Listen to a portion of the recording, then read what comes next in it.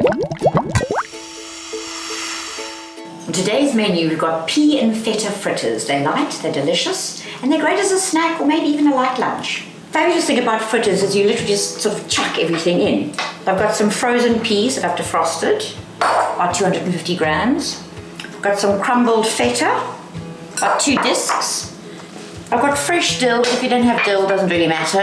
You can use parsley, you can use mint, you can use nothing at all. Lovely egg, we've got chicken, so we're all right. We give that a good mix. Some flour, 1.5 cups or so.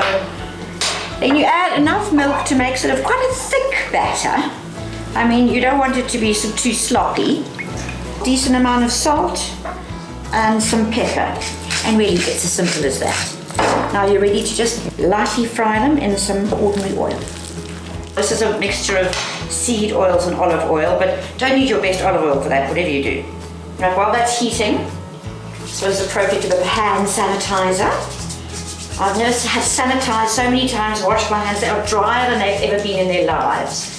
What we now need is special lockdown hand cream.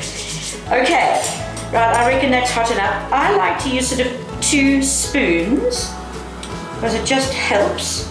These are tablespoons, and in you go. Sizzle, sizzle. They're very dear little things. These, you can make small ones, big ones, in between ones. What you mustn't do though is crowd the pan.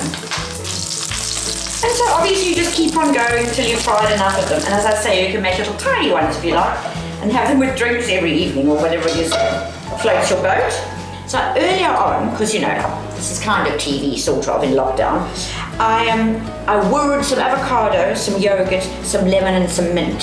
Here it is over here. And so it makes a delicious dollopy thing. If you don't have any of those things, I suppose you could just eat them as is, or just a squeeze of lemon, sprig of mint, voila! Pea and feta fritters. Enjoy them.